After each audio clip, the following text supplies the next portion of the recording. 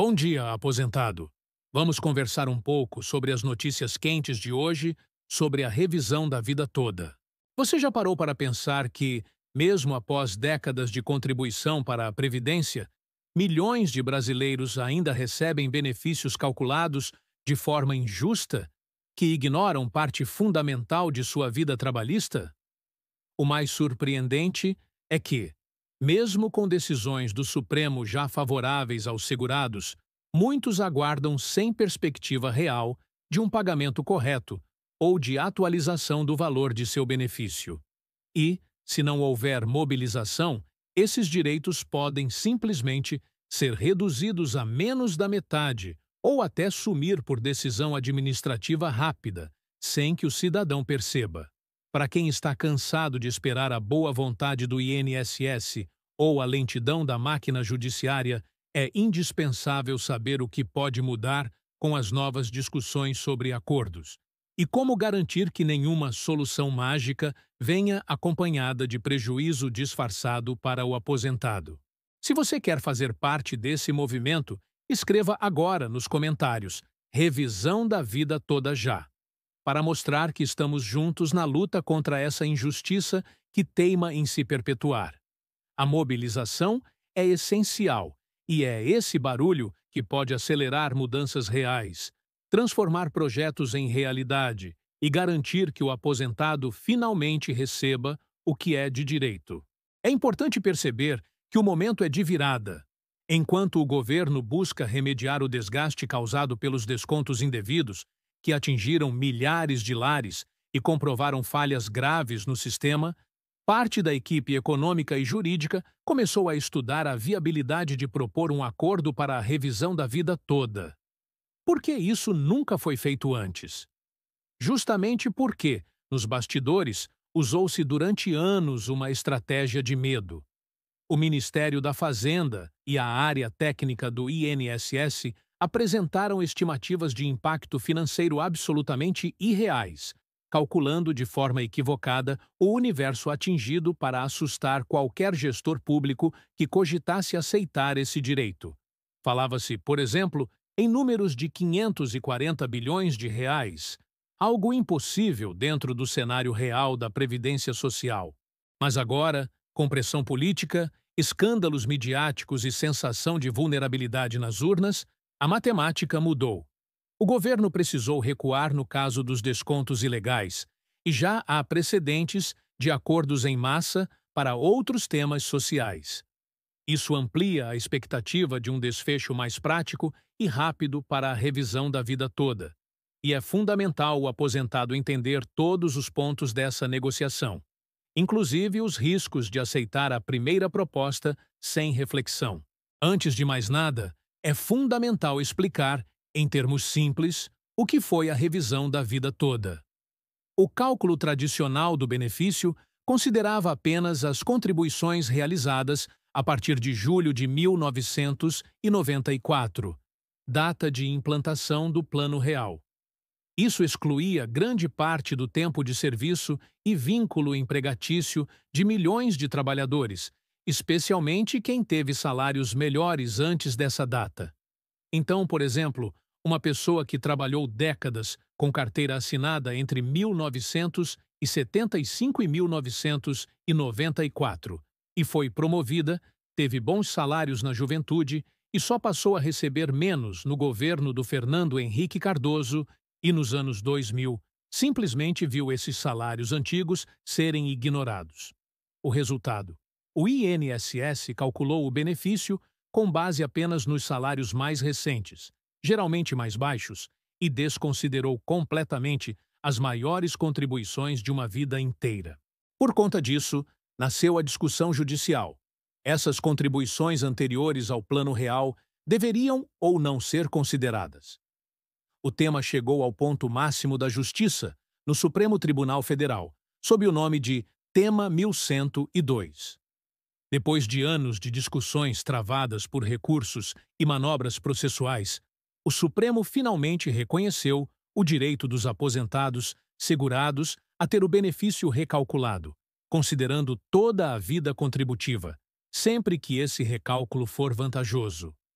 No entanto, mesmo com a decisão de mérito, pendia, e ainda pende, o julgamento conhecido como modulação dos efeitos. Esse detalhe técnico é importante. A modulação define como, para quem e a partir de quando a decisão vale, se atinge só quem já entrou com ação, se protege também quem procurar a justiça depois e se vai retroagir 5 anos ou algo diferente. Então, o que mudou com o escândalo dos descontos ilegais nos benefícios? Essa crise foi decisiva para mostrar à sociedade que o INSS pode ser forçado a devolver valores rapidamente, quando o governo se vê acuado. Crises públicas levam o Poder Executivo a buscar saídas mais ágeis, inclusive via acordos coletivos. Os relatos de devoluções automáticas são resultado direto da pressão social, e isso serve como modelo que pode ser replicado na revisão da vida toda. O governo precisa se aproximar dos aposentados, recuperar imagem e confiança e, em ano pré-eleitoral, ninguém quer carregar a pecha de ser inimigo do idoso ou dos segurados do INSS. Nesse contexto, quem poderia assinar um acordo para a revisão da vida toda? Do lado do governo, a Advocacia Geral da União centraliza as negociações, representando o INSS, o Ministério da Previdência e, indiretamente, o Tesouro Nacional. Juridicamente, a assinatura da AGU tem validade nacional e pode alcançar milhões de beneficiários, se o acordo for feito via projetos legislativos ou termo coletivo homologado pelo Supremo. Já para os aposentados, a situação é mais complexa. Não existe um órgão único que represente todos. Por isso, cada aposentado pode aderir individualmente, caso prefira um acordo rápido, com pagamento imediato de reajuste e uma fatia dos atrasados, ou pode aguardar a decisão final da Justiça para tentar garantir 100% dos valores devidos. Associações de aposentados, como sindicatos de servidores públicos ou federações de trabalhadores, poderiam tentar negociar em nome de lotes de segurados, mas cada segurado precisa autorizar formalmente essa representação. E aqui temos um risco real. Acordos amplos podem ser mal negociados e deixar muita gente para trás. Basta relembrar o que houve no acordo do Fundo de Garantia do Tempo de Serviço. Um pequeno grupo assinou pela imensa maioria, sem representação legítima, e muitos trabalhadores perderam todo o direito a retroativos, sem sequer saber. No cenário de um acordo via justiça, que é o modelo mais citado nos bastidores, o processo é geralmente o seguinte: a AGU propõe um termo padrão. Advogados dos segurados recebem essa proposta dentro dos próprios autos, apresentam aos clientes e cada aposentado opta por aceitar ou não. Quem aceitar pode abrir mão do restante do processo e garantir em poucas semanas o reajuste do benefício e uma parcela dos atrasados, muitas vezes com limite de pagamentos e sem requerer precatório nem atraso de anos. Quem recusar segue com o processo até o fim e poderá receber valores extrapolando 5 anos se conseguir vencer todos os obstáculos jurídicos. No cenário legislativo, em que um projeto de lei seja votado, o texto legal pode estender o direito a todos os que se encaixam nos critérios, com efeito para quem já entrou com ação ou não. Exemplos disso ocorreram em outras áreas, como a extensão de benefícios fiscais a setores produtivos ou o pagamento de parcelas remanescentes do seguro-defeso para pescadores. Nesse caso, o ajuste orçamentário ficaria a cargo do Executivo Nacional, que teria que organizar fonte de custeio e aprovar eventuais créditos suplementares para pagar os valores devidos. Sobre o recebimento, a maioria dos especialistas avalia que a melhor saída para os aposentados é receber atualização imediata no valor do benefício, direto no extrato do INSS, já no mês seguinte ao acordo, desde que garantidos critérios mínimos de justiça, como o percentual apropriado dos atrasados, correção monetária verdadeira e não apenas atualização simbólica, e critérios estáveis para impedir descontos ou quedas futuras no benefício. O pagamento dos atrasados poderia acontecer em lotes, por ordem de valor, ou em parcela única para os menores valores, como é feito hoje nos RPVs, que são as requisições de pequeno valor.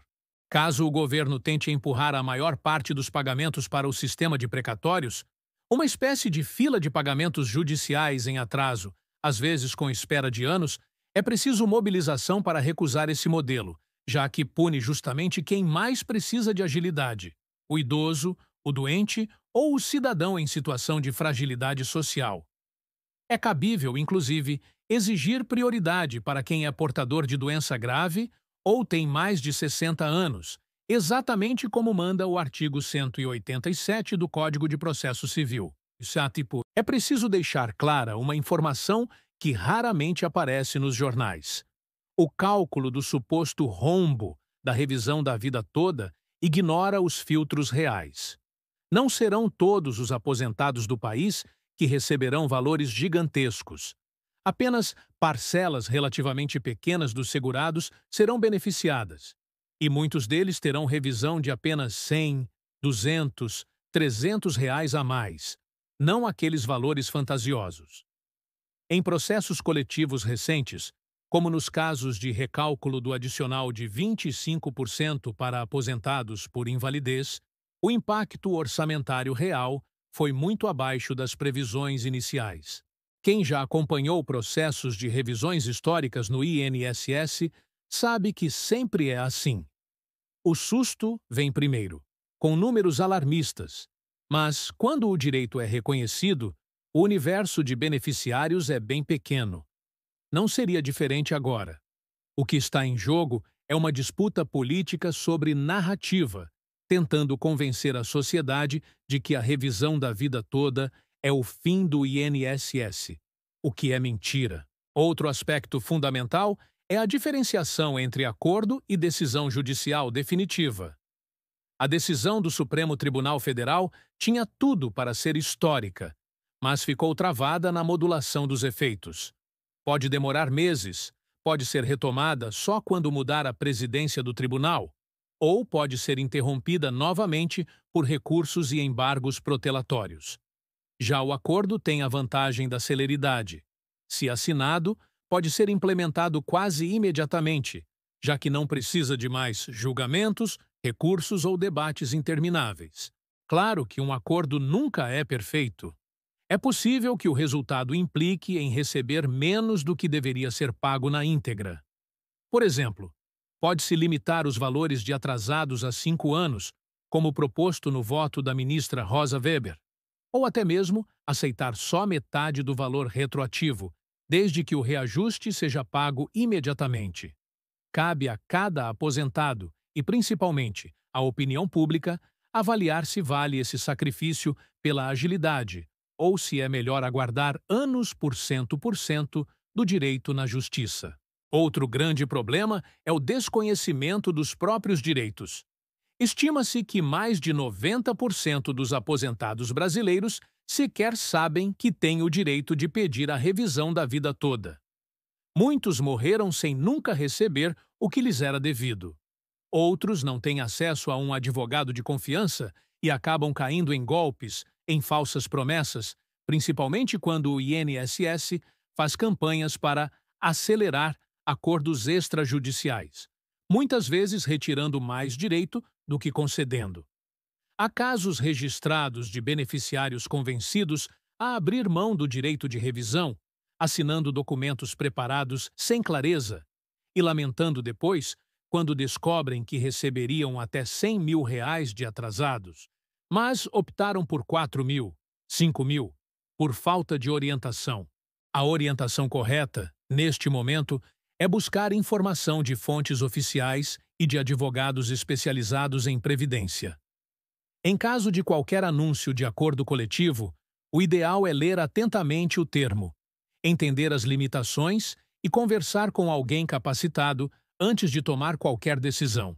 Não se pode trocar pressa por futuro comprometido. Vale citar que, em negociações anteriores com o INSS, houve casos de acordos desfavoráveis ao trabalhador. No acordo do auxílio-doença estabelecido há alguns anos, boa parte dos beneficiários aceitou valores muito inferiores ao saldo, devido só para receber imediatamente.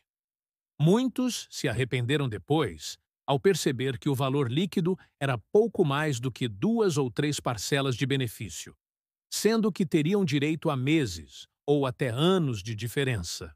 Por isso, uma solução consensual só será válida se vier acompanhada de transparência, garantia de atualização do benefício, possibilidade de pagamento razoável dos atrasados e sem burocracia excessiva para a adesão. Nenhum benefício pode ser reduzido depois, nem reajuste desfeito. E não se esqueça, numa hipótese de acordo amplo, é preciso garantir um procedimento simples de adesão, que evite filas em agências, gastos com advogado ou deslocamentos desnecessários de pessoas acamadas ou com mobilidade reduzida. A tecnologia pode ser aliada.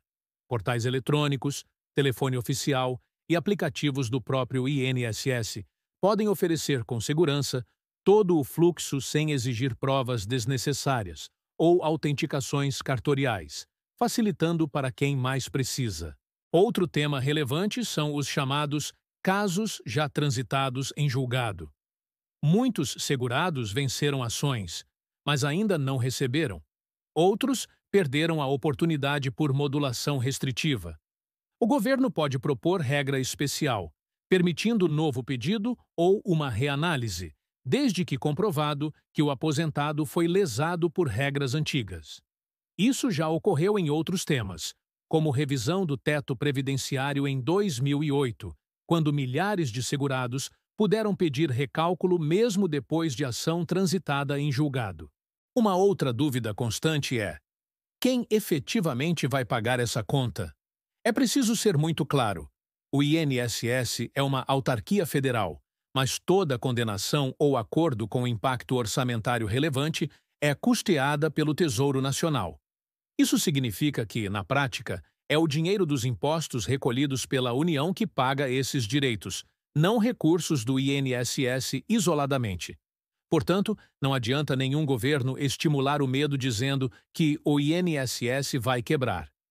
A Previdência Social tem receita anual superior a 700 bilhões de reais e, caso haja necessidade de ajuste, a legislação prevê mecanismos de compensação, como créditos adicionais, ou mesmo destinação de parte do superávit dos fundos previdenciários.